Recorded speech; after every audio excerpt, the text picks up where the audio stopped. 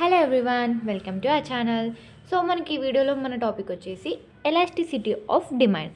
So elasticity of demand అంటే ఏంటి? So what it explains the relationship between demand and it's determines. అంటే మనకి డిమాండ్కి ఇంకా వాటి డిటర్మైన్స్కి ఉన్న రిలేషన్షిప్ ఏంటి అనేది మనకి ఎలాస్టిసిటీ ఆఫ్ డిమాండ్ అనేది ఎక్స్ప్లెయిన్ చేస్తుంది. సో డిటర్మైన్స్ అంటే ఏంటి అంటే ఏవైతే డిమాండ్ని ఎఫెక్ట్ చేస్తాయో, అంటే ఏవైతే డిమాండ్ని చేంజ్ చేస్తాయో, అంటే డిమాండ్ని పెరగడానికి తగ్గడానికి ఏవైతే మనకి ఎఫెక్ట్ చేస్తున్నాయో వాటిని డిటర్మైన్స్ అంటారనమాట. సో మనకి ఆల్రెడీ మనం బిఫోర్ వీడియోస్లో డిమాండ్ డిటర్మైన్స్ని చూసాం. ఒకసారి మీకు అది తెలియకపోతే go to that video and refer that video. So అప్పుడు మీకు డిటర్మైన్స్ అంటే ఏంటో మీకు క్లారిటీ వస్తుంది. సో ఈ వీడియో యొక్క రిలేషన్షిప్ అంటే డిమాండ్కి డిటర్మైన్స్కి ఒక రిలేషన్షిప్ తెలియడమే దాన్ని ఎలాస్టిసిటీ ఆఫ్ డిమాండ్ అంటాం. సో మనకి దీని డెఫినేషన్ వచ్చేసి small change in price leads to large change in the demand. So దీన్నే ఎలాస్టిసిటీ ఆఫ్ డిమాండ్ అంటాం అనమాట. ఒకవేళ మనకి ప్రైస్ అనేది తక్కువనే చేంజ్ అయింది అంటే ఇట్స్ లైక్ ఒకవేళ మనకు ఒక ప్రోడక్ట్ వచ్చేసి 40 రూపీస్ ఉంది, ఇట్స్ లైక్ ఒక 48 రూపీస్ చేంజ్ ప్రైస్ అనేది తగ్గింది అంటే తక్కువనే చేంజ్ అయింది. కానీ ఆ టైంలో కూడా మనకి డిమాండ్ అనేది ఎక్కువ చేంజ్ అవుతుంది. అప్పుడు దాన్ని మనం ఎలాస్టిసిటీ డిమాండ్ అంటాం అనమాట. ఒకవేళ large change in price leads to small change in the demand. ఒకవేళ ప్రైస్ అనేది చాలా చేంజ్ అయ్యి డిమాండ్ అనేది ఓన్లీ కొంచెమే చేంజ్ అయి ఉంటే దాన్ని మనం ఇన్ఎలాస్టిసిటీ డిమాండ్ అంటాం అనమాట. So these are the definitions of elasticity demand and inelasticity demand. So మనకి యాక్చువల్గా అయితే మనకి ఎలాస్టిసిటీ ఆఫ్ డిమాండ్లో కొన్ని టైప్స్ ఉంటాయి. సో ఇప్పుడు మనం వచ్చేసి ఆ టైప్స్ ఏంటి అనేవి చూద్దాం. So types of elasticity. So just ఇవి చూడడానికి ఎక్కువ ఉండొచ్చు బట్ వీటికి వచ్చేసి మనకి సింపుల్ డెఫినేషన్స్ ఉంటాయి. మనం ప్రీవియస్ వీడియోస్లో మనం చదివినవే మనకి ఇక్కడ కూడా జస్ట్గా వస్తూ ఉంటాయి. జస్ట్ మనం అర్థం చేసుకుంటే it's point, just single point to be understand. So అందుకే మనకి ఇక్కడ వచ్చేసి మొత్తం 4 టైప్స్ ఉంటాయి అన్నమాట. అవి ఏంటివి? Price elasticity, income elasticity, cross elasticity and advertisement elasticity. So ఇవి మనకి డిమాండ్తోని రిలేషన్షిప్ ఎలా చూపిస్తున్నాయో మనం చూద్దాం. సో మనకి ప్రైస్ ఎలాస్టిసిటీలో వచ్చేసి ఇంకా 5 టైప్స్ ఉన్నాయి. అవి perfectly elasticity, perfectly inelasticity, unitary elasticity, relatively elasticity and relatively inelastic. ఇంకోటి వచ్చేసి ఇన్కమ్లో వచ్చేసి high income, low income, zero income, unitary income and negative income. And cross టైప్లో అడ్వర్టైజ్మెంట్లో there are no types, they are only single one, cross and advertisement. So మనకి ఇప్పుడు ఒక్కొక్కటి సింగిల్గా అవేం డిఫైన్ చేస్తున్నాయో చూద్దాం. ఫస్ట్ వచ్చేసి ప్రైస్ ఎలాస్టిసిటీ. ప్రైస్ ఎలాస్టిసిటీ అంటే ఏంటి? యాక్చువల్గా ప్రైస్ అంటే మనకు తెలుసు, అంటే ఒక ప్రోడక్ట్కి మనం సెట్ చేసే మనీని ప్రైస్ అని అంటాం. సో ఇక్కడ ప్రైస్ ఎలాస్టిక్ అంటే ఏంటి? సో దీన్ని ఇప్పుడు ఎలా డిఫైన్ చేస్తామంటే ఒకవేళ మనకి ప్రైస్లో చేంజ్ అనేది ఉంది, మనకు ఒక ప్రైస్లో చేంజ్ అనేది వచ్చిందన్నమాట. అంటే కొంచెం ప్రైస్లో ఇన్ కేస్ 45 అంటే ఇట్ కేమ్ టు 45 అంటే 40 లైక్ దట్. అంటే change in price leads to change in demand. అంటే ప్రైస్లో చేంజ్ అవ్వడం వల్ల మనకి డిమాండ్లో చేంజ్ రావడంలే దాన్నే ప్రైస్ ఎలాస్టిక్ అంటాం అనమాట. అంటే due to change in price leads to change in demand, దీన్నే ప్రైస్ ఎలాస్టిక్ అంటాం. సో దీనికి మనకి ఒక ఏమంటారు ఫార్ములా ఉందన్నమాట. సో దాని ఫార్ములా వచ్చేసి ఎందుకంటే మనకి ప్రైస్ ఎలాస్టిక్ని మెజర్ చేయడం కోసం. So it can be measured by formula ఏంటంటే proportional change in quantity, proportional change in quantity demand. అంటే ఒక క్వాంటిటీకి డిమాండ్ ఎంత చేంజ్ ఉంది దాన్ని divided by proportional change in price. అంటే అర్థమైంది కదా, మనం ఇక్కడ ఎలా అనుకున్నామో change in price leads to change in demand, అలానే proportional change in demand divided by proportional change in price. So దీని ఫార్ములా వచ్చేసి ఇదనమాట ప్రైస్ ఎలాస్టిసిటీకి. సో మనకి దీనిలో టైప్స్ ఉన్నాయి కదా. సో ఒక్కొక్క టైప్ని మనం బ్రీఫ్గా నేర్చుకుందాం. ఫస్ట్ వచ్చేసి పర్ఫెక్ట్లీ ఎలాస్టిక్. పర్ఫెక్ట్లీ ఎలాస్టిక్ అంటే ఏంటి? యాక్చువల్గా మనకి ఇక్కడ ఏమేమి వేరియేషన్ చూపిస్తున్నాం అంటే దేనికి రిలేషన్షిప్ చూపిస్తున్నాం? డిమాండ్కి ప్రైస్కి రిలేషన్షిప్ చూపిస్తున్నాం. సో ఒకవేళ and change in quantity of demand there is no change in price, అంటే ఒకవేళ డిమాండ్ అనేది చేంజ్ అవుతుంది కానీ నో చేంజ్ ఇన్ ప్రైస్. అంటే డిమాండ్ చేంజ్ అవుతుంది కానీ ప్రైస్లో చేంజ్ లేదు, అప్పుడు దాన్నే పర్ఫెక్ట్లీ ఎలాస్టిక్ అంటాం అనమాట. సో ఇప్పుడు అర్థమవుతుంది కదా. So if there is a no change in demand but no change in the price, it is called as a perfectly elastic. So దీనికి మనకు ఒక గ్రాఫికల్ రిప్రజెంటేషన్ ఉంటుంది. ఆ గ్రాఫికల్ రిప్రజెంటేషన్ ఏంటి? సో ఇక్కడ వచ్చేసి క్వాంటిటీ ఆర్ డిమాండ్ అండ్ ఇక్కడ వచ్చేసి ప్రైస్. సో మనకి ఇక్కడ ఏమంటున్నారు? No change in the price అంటే కాన్స్టెంట్గా ఉంటుంది ప్రైస్ అనేది. So it's constant. కానీ డిమాండ్ అనేది చేంజ్ అవుతుంది కదా. So it may be Q1, it may be Q or it may be Q2. So there is a change in demand but no change in the price. It's called as a perfect elasticity and this is a graphical representation. So మనకి ఇక్కడ graph ఎలా ఉంది? మనకి demand curve అనేది ఎలా ఉంది? Demand curve is horizontal. దేనికి హారిజంటల్గా ఉంది? ఎక్స్ యాక్సిస్కి, horizontal to X axis. So ఇది వచ్చేసి మనకి పర్ఫెక్ట్లీ ఎలాస్టిక్.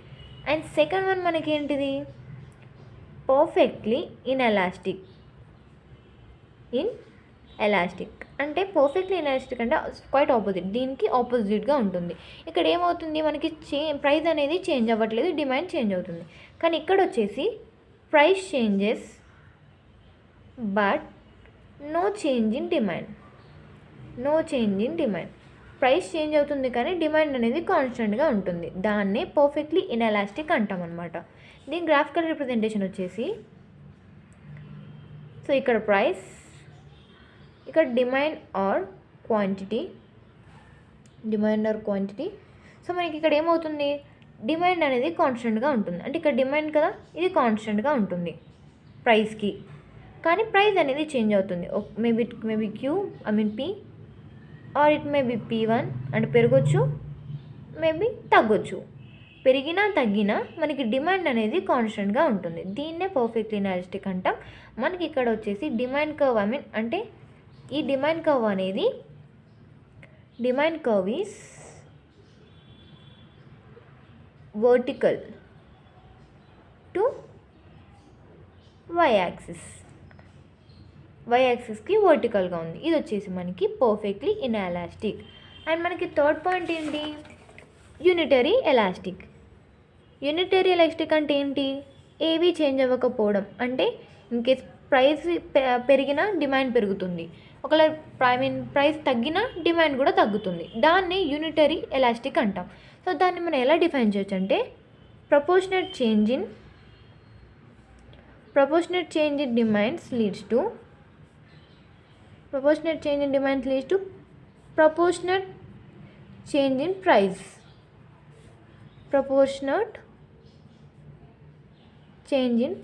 ఇది వచ్చేసి మనకి యూనిటరీ ఎలాస్టిసిటీ. సో మనకి దీనికి గ్రాఫికల్ రిప్రజెంటేషన్ ఏంటి? వచ్చేసి, సో మనకి ఇక్కడ quantity, price, proportionate change in demand leads to proportionate అంటే ఇది చేంజ్ అయినా ఇది కూడా చేంజ్ అవుతుంది. సో ఇది తగ్గినప్పుడు ఇది తగ్గుతుంది, డిమాండ్ తగ్గుతుంది. ఇది ప్రైస్ పెరిగినప్పుడు డిమాండ్ కూడా పెరుగుతుంది. సో దాన్ని వచ్చేసి ఇక్కడ మనకు ప్రైస్ అనేది సపోజ్ సంథింగ్, అప్పుడు మనకి డిమాండ్ కూడా కాన్స్టెంట్గా ఉంటుందన్నమాట.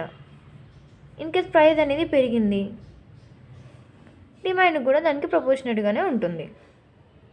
సో దీని కర్వ్ వచ్చేసి మనకి ఎలా ఉంటుంది? సో ఈ కర్వ్ని ఏమంటాం? Demand curve is rectangle hyperbola.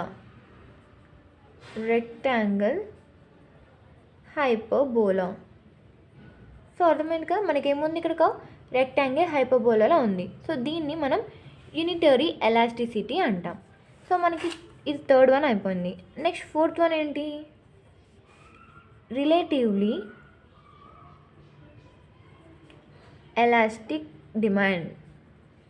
So relatively elastic demand అంటే ఏంటంటే a small change in price leads to large change in demand. అంటే మనం అనుకున్నాం కదా ఎలాస్టిక్ డిమాండ్లో, అంటే ఒకవేళ మనకి ప్రైస్ అనేది కొంచెమే చేంజ్ అవ్వచ్చు, కానీ డిమాండ్ అనేది చాలా ఎక్కువ చేంజ్ అవుతుంది. దాన్ని రిలేటివ్లీ ఎలాస్టిక్ డిమాండ్ అంటాం అనమాట. అంటే small change in price leads to large change in demand. So మనం దీని గ్రాఫికల్ రిప్రజెంటేషన్ ఎలా ఇస్తామంటే, so it's price, it's demand are quantity. So మనం సపోజ్ ప్రైస్ వచ్చేసి సంథింగ్ లైక్ పి అని అనుకున్నాం. సో అంటే ప్రైస్ మనం తక్కువ ఉంది, అంటే ప్రైస్ అనేది తక్కువ చేంజ్ అవుతున్నప్పుడు సో P1 తక్కువ చేంజ్ అవుతుంది, కానీ డిమాండ్ అనేది ఎక్కువ ఉంటుందన్నమాట. చేంజ్ అనేది, సో డిమాండ్ అనేది ఎక్కువ ఉంటుంది. సో ఇదే మనకి relatively elastic. So it's price, small change in price leads to large change in demand. దాని కర్వ్ వచ్చేసి విల్ హ్యావ్ లైక్ దిస్, అంటే rectangle hyperbola same. And next fifth one వచ్చేసి ఏంటి, relatively inelastic. It's the last one in the price elasticity. Relatively in elastic demand. So say quite opposite to the relatively elastic. In relatively elastic లో ఎలా అయితే small change in price leads to large change in demand, ఇక్కడ దానికి opposite ఉంటుందన్నమాట. Large change in price leads to small change in the demand. Price leads to small change in demand. So మనకి ఇక్కడ దీని graph ఎలా ఉంటుంది అంటే, మనకి డిమాండ్లో తక్కువ చేంజ్ ఉంటుంది, కానీ ప్రైస్లో ఎక్కువ చేంజ్ ఉంటుంది. So will show with that price, demand. So మనకు ప్రైస్లో ఎక్కువ చేంజ్ ఉంది కదా, so it shows like this. Understand? So it's a P and it's a P1. Coming to here, Q1. Or you can represent as Q అంటే మనకి P change అయినప్పుడు Q and P1 change అయినప్పుడు Q1. So మన large change in price leads to small change in demand. ఇది వచ్చేసి మనకి relatively elasticity. So next one మనకి ఇంకా ఏముంది, మనకి ప్రైస్ ఎలాస్టిసిటీ ఒకటి అయిపోయింది, మనకి మొత్తం 5 ఉన్నాయి ఇందులో. అండ్ నెక్స్ట్ వచ్చేసి మనకి సెకండ్ టైప్ వచ్చేసి ఇన్కమ్ ఎలాస్టిసిటీ. సో యాక్చువల్గా ఈ ఇన్కమ్ ఎలాస్టిసిటీ, ప్రైస్ ఎలాస్టిసిటీ అవన్నీ మనం ముందే చూసాం. సో మనకి ప్రైస్ అంటే ప్రైస్తోని డిమాండ్కి ఎలా ఇంటర్లింక్ ఉంటుంది ఇవన్నీ చూసాం.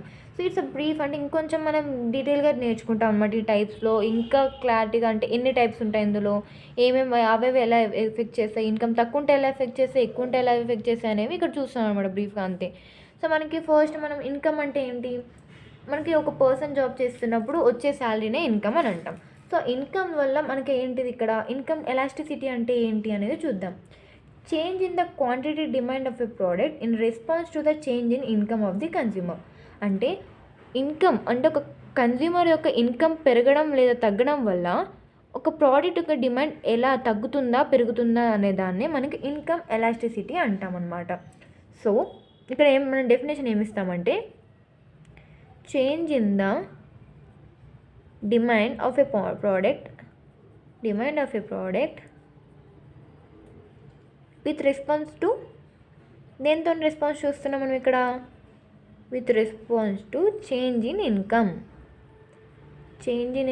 ఆఫ్ కన్జ్యూమర్ యొక్క ఇన్కమ్ చేంజ్ అవుతుండే కొద్దీ మనకి ఆ ప్రోడక్ట్ యొక్క డిమాండ్ అనేది ఎలా తగ్గుతుంది ఎలా పెరుగుతుంది అనే దాన్ని మనం ఇన్కమ్ ఎలాస్టిసిటీ అంటాం.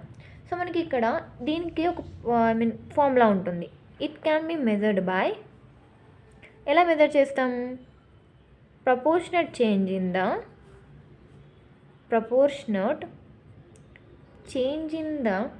Demand by proportionate change in the income అనమాట. Proportionate change in the income. So మనం అనుకున్నాం కదా, proportional change in the demand leads to proportion change, అంటే ఇన్కమ్ ఎలా చేంజ్ అయ్యే కొద్దీ డిమాండ్ ఎలా చేంజ్ అవుతుంది ప్రోడక్ట్ మీద అనేదాన్ని మనకి ఫార్ములా అనమాట. దీని ఇన్కమ్ ఎలాస్టిసిటీ యొక్క ఫార్ములా. సో ఇది కనీసం ఈ ఫార్ములా రాసి వచ్చినా you will get the marks. So it's important to be me remember. ఇది మనం ఖచ్చితంగా గుర్తుపెట్టుకోవాలి. అండ్ మనకి అందులో వచ్చేసి టైప్స్ అనేవి ఎలా ఎఫెక్ట్ చేస్తున్నాయి డిమాండ్ని మనం చూద్దాం. ఫస్ట్ టైప్ ఏంటి, ఒకవేళ ఇన్కమ్ అనేది హై ఉన్నప్పుడు, high income elastic. High income elastic అంటే మనకి ఒకవేళ ఇన్కమ్ ఎక్కువ ఉన్నప్పుడు ఏమవుతుంది, డిమాండ్ అనేది చేంజ్ అవుతుంది. ఇది ఎలా చేంజ్ అవుతుంది, large change in income, large change in income leads to small change in the price. Small change in the demand. Small change in the demand.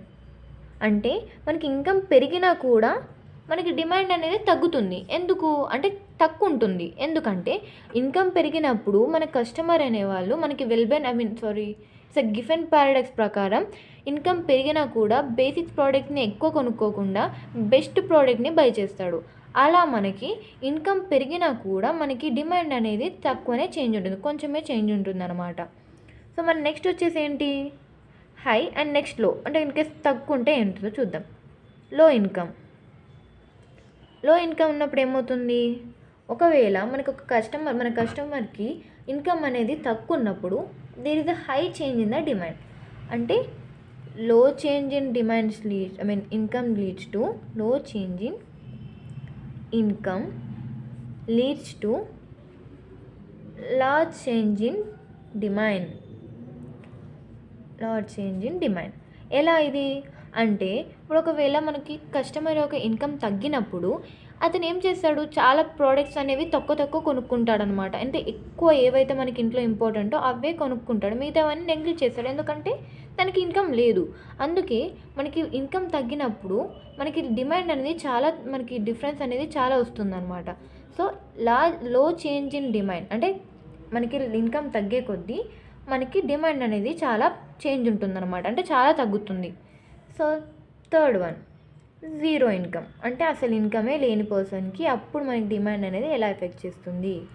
So మనకి జీరో ఇన్కమ్ అంటే ఇన్కమే లేదు కస్టమర్కి, అప్పుడు మనకి ఇన్కమ్ లేనప్పుడు తనకి అసలు డిమాండ్ అనేది ఎఫెక్టే అవ్వదు ఈ పర్సన్ వల్ల. అంటే ఆయనకి జీరో ఇన్కమ్, ఆయన కొనడు, ఎక్కువ కొనడు, తక్కువ కొనడు, హీ విల్ బి కాన్స్టెంట్ అనమాట. సో అప్పుడు ఏముంటుంది, జీరో ఇన్కమ్ ఉన్నప్పుడు there will be no effect in the demand.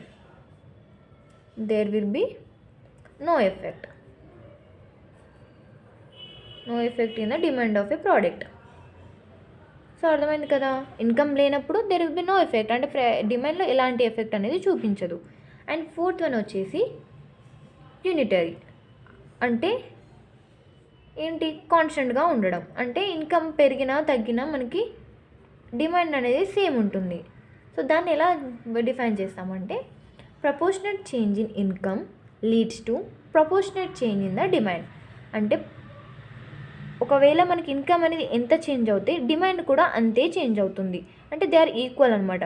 అందుకే మనం దీన్ని ఎలా డిఫైన్ చేస్తున్నాం, proportional change in income leads to proportional change in the demand. So there is no difference between the income and demand in the unitary income. They are same. So మనకి last one ఏంటి, ఇన్కంలో last one వచ్చేసి negative అంటే చాలా, అంటే zero కంటే తక్కువ ఉండడం, negative income. అప్పుడు ఏమవుతుంది, high change in income leads to less or no change in the demand. అంటే ఎక్కువ డిమాండ్ ఎక్కువ ఇన్కమ్ అనేది పెరిగినప్పుడు ఒకవేళ చేంజ్ ఉండకపోవచ్చు అసలే, లేకపోతే తక్కువ చేంజ్ అనేది ఉండొచ్చు అనమాట. So here high change in income అంటే చాలా, ఒక పర్సన్ ఇన్కమ్ అనేది చాలా తగ్గడం వల్ల అప్పుడు ఏమవుతుంది, లెస్ అన్నా ఉండొచ్చు, లేకపోతే అసలు నో చేంజ్ అన్నా ఉండొచ్చు అనమాట డిమాండ్లో. దాన్ని మనం నెగిటివ్ ఇన్కమ్ అని అంటాం అనమాట. So these are the types in the income elasticity. So income ఎలాస్టిసిటీలో ఇవి మనకి టైప్స్. ఇంకా మనకేమున్నాయి, ఇంకా there are 2 types in the elasticity of demand. అవేంటివి, cross elasticity, third one cross elasticity. Cross elasticity అంటే ఏంటి, సో మనకి యాక్చువల్గా ఏమవుతుంది, మనకు ఒక ప్రోడక్ట్స్ ఉంటాయి, రిలేటెడ్ ప్రోడక్ట్స్ ఉంటాయి అన్నమాట. ఆ రిలేటెడ్ ప్రోడక్ట్స్ అంటే ఏంటి, మనం బిఫోర్ చదివినట్టు సబ్స్టిట్యూట్స్ అండ్ కాంప్లిమెంటరీస్. సో వీటి ప్రైజెస్ చేంజ్ అవ్వడం వల్ల మనకి డిమాండ్ అనేది ఎలా చేంజ్ అవుతుంది ఈ గూడ్స్ వల్ల అనేది ఇక్కడ. సో ఇప్పుడు ఏమవుతుందంటే change in product demand according to the change in price of related goods. ఈ రిలేటెడ్ గూడ్స్ ప్రైస్ చేంజ్ అవ్వడం వల్ల మనకి డిమాండ్ అనేది చేంజ్ అవుతుంది అనమాట. దాన్ని క్రాస్ ఎలాస్టిసిటీ అంటాం. సో మరి సబ్స్టిట్యూట్స్ అంటే తెలుసు కదా, example tea or coffee or jaggery or sugar. So మనం బిఫోర్ వీడియోలో మనం ఆల్రెడీ నేర్చుకున్నాం. మీకు క్లారిటీగా తెలుసుకోవాలంటే మీరు ఆ వీడియోని రిఫర్ చేసుకోండి. జాగ్రీ అండ్ షుగర్, ఇక్కడ వచ్చేసి car and petrol example. So ఈ వీటి ఒక ప్రైజెస్ చేంజ్ అవ్వడం వల్ల మన డిమాండ్ చేంజ్ అవ్వడం దాన్ని మనం క్రాస్ ఆఫ్ ఎలాస్టిసిటీ అంటాం. సో మనం రాసుకుందాం డెఫినేషన్ని. Change in price of related goods leads to change in the demand of a product. Change in demand of a product. So దీనికి ఫార్ములా వచ్చేసి ఏంటి, సేమ్ మనకి బిఫోర్ రాసుకున్నట్టే proportional change in the demand divided by proportionate change in the price. Proportionate change in price of the related goods. Price of related goods. So ఇది వచ్చేసి definition అనమాట cross ఎలాస్టిసిటీకి. So next వచ్చేసి మనకి last one ఏంటి, advertisement. Advertisement అంటే మనకు తెలుసు. So ఇప్పుడు మనకు ఒక ప్రోడక్ట్ ఉంటే మనకి మెనీ అడ్వర్టైజ్మెంట్స్ ఉంటాయి. మనం చూస్తూనే ఉంటాం. సంతూర్ అడ్వర్టైజ్మెంట్ కానీ, పాండ్స్ అని, ఫెయిర్ అండ్ లవ్లీ, ఇవన్నీ అడ్వర్టైజ్మెంట్ చూస్తాం.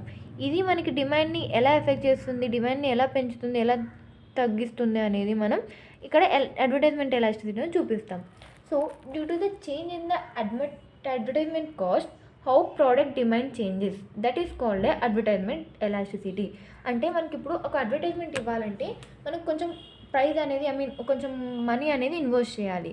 సో మనకి ఎక్కువ మనకి ప్రోడక్ట్ అడ్వర్టైజ్మెంట్ అనేది క్వాలిటీగా ఇట్స్ లైక్ మనకి రియాలిటీగా చూపించి ఇట్స్ లైక్ మొత్తం క్వాలిటీస్ చూపిస్తే అప్పుడు మనకి డిమాండ్ అనేది పెరుగుతుందంటే అరే ఈ ప్రోడక్ట్ చాలా బాగుంది అని చూసి మనం అట్రాక్ట్ అయిపోతాం. ఆ అట్రాక్ట్ అయిపోయి అప్పుడు కొనాలని అరే ఒకసారి వీళ్ళు టెస్ట్ దిస్ అంటే బాగుందా అని టెస్ట్ చేస్తాం. అంటే మనకి ఎప్పుడైతే అడ్వర్టైజ్మెంట్ చేస్తామో అప్పుడే మనకు ఆ ప్రోడక్ట్ డిమాండ్ అనేది పెరుగుతుంది. సో ఇన్ కేస్ అడ్వర్టైజ్మెంట్ చేయకపోయామనుకోండి, ఆ ప్రోడక్ట్ అంటే ఉన్నది అని మనకి మార్కెట్లో ఉంది అని ఎవరికి తెలియకపోవచ్చు. సో దాని గురించి తెలియకపోవడం వల్ల ఎవరు ఆ ప్రోడక్ట్ని కొనరు. అందుకే దాని అడ్వర్టైజ్మెంట్ కాస్ట్ పెరిగే కొద్దీ మనకి డిమాండ్ కూడా పెరుగుతుందన్నమాట. So it is defined by change in advertisement cost leads to change in the demand of a product. Change in demand of the product. So మనకి దీనికి ఫార్ములా వచ్చేసి ఏంటంటే అడ్వర్టైజ్మెంట్ ఎలాస్టిసిటీకి same proportionate change in demand divided by proportionate change in advertisement cost. Advertisement ఒక cost. So ఇక్కడ proportionate short cuts రాస్తున్నాను, just try to understand. So proportionate change in demand divided by proportionate change in the advertisement cost. ఇది వచ్చేసి మనకి advertisement elasticity యొక్క formula. మనకి these are the types in the elasticity demand. There are 4 types. So what are they మనం ఒకసారి refer చేసుకుందాం. They are price elasticity, income elasticity and cross elasticity. At the last, advertisement elasticity. These are the types of elasticity.